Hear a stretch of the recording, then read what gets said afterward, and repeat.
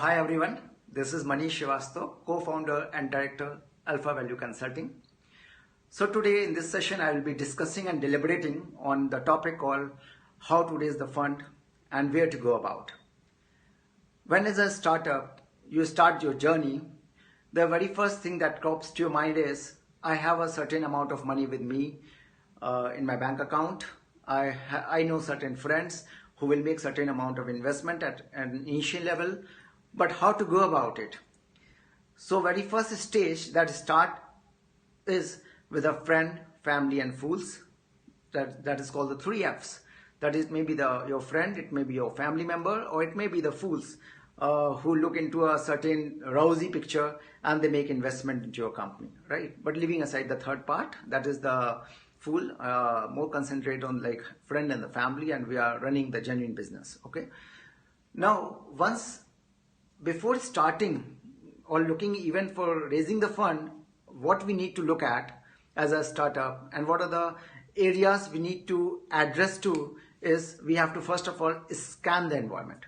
Like how we need to look into the problem that exists in the market. What are the companies which are working in this particular domain? What is the gap that exists in the market? And if I am able to address that particular gap, then these companies which are already in that particular segment, they can become an investor into my company as well, right? It is not that like I have to start a company like a Paytm or Ola or Uber, but I can do something, create a technology breakthrough and can make these companies as an investor to my company, right? Because they look at this by value addition of this technology or by the integration of this technology, my value will go up, right? So they can make an investment or later on they can make the entire acquisition of your company, right? So we need to first of all understand like which are the big players are and where we are moving at, right?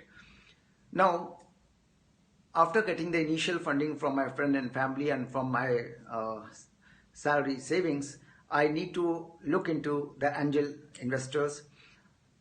It is not like when I say looking into the angel investor that I just looking at getting the financials or getting the fund from the angel investor. The more important thing that I've been looking at is what is the value that angel investor hold in the market.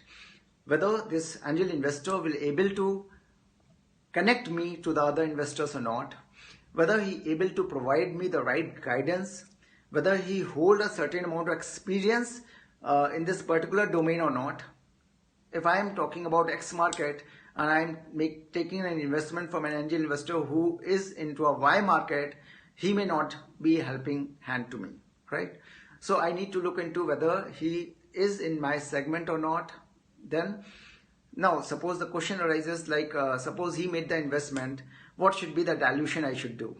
You have to be very cautious in the dilution level. You should not secure any money which may remain idle in your company. You have to have only take that much amount of money which is most needed in your company, right? It is nothing like that you take the money and you're going to make an FD of that, okay? Once that thing happens, now I am now in a path of growth and I'm looking at for venture capital, and venture capitalists are the people who make investment into your company for the period of say about 3 years, majorly talking about. They generally are very impatient and they want like the top line of the company should grow fast and I should take exit in just 3 years time down the line and get a multiplied return on my investment, okay? If you look into the success rate of the venture capitalist, the success rate is like merely about like 10 to 15%.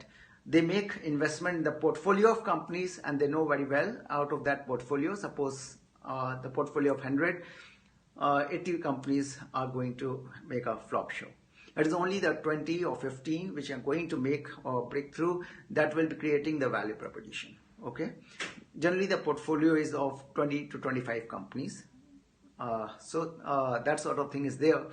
Once they make the company grow, fast, the top line increases, they are not very much concerned about the bottom line. But now the next stage comes when the private equity may be interested because the business is more stable, there's attraction in the market, and the profitability is there. There may be a sector and segments like the e-commerce where the profitability is not of much importance at the initial stage of maybe 4 or 5 years down the line. But in normal parlance, the private equity guys look into like whether the per unit profitability can be achieved or not not at the time when he is making investment, when at the time when they will keep taking the exit, right? So that is the stage when you approach to the private equity guys. Okay. So private equity take an exit when it may either the company may go for an IPO round, or the next investor may be coming and they may taking the exit. Okay. So this is the entire the value chain, like how the startup start, how the initial funding happens, how the growth happens, how the profitability comes at a later stage, and how the private equity take an exit. Okay. Now the question rises, like starting with where to find the angel investor. Okay, so angel investors are majorly people who being sitting in the top companies as the CEO or the CFOs who have demonstrated abilities and experiences for at least like 20-25 years, and who have the gray hairs, who understand the market very well. Okay, so you can browse it other one ways like AceNet. That's an internet community of the angel investors. There you can go and browse and look at like who may be the angel investors. So you should start making an Excel sheet and making it like I being X, starting the business in this particular segment. These may be the people I may be approaching 6 months down the line. So I should make the entire like the flow chart, like how I will be moving, with whom I been talking, who may be the interested people, and how I able to grow my business, right? So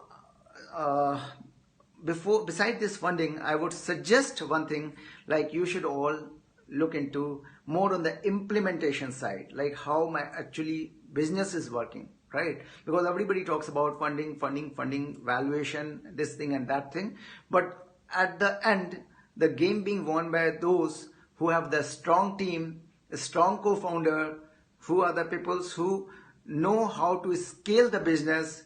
These are the key dynamics which actually works. Okay. So thank you. Stay tuned and meet you next. Thank you.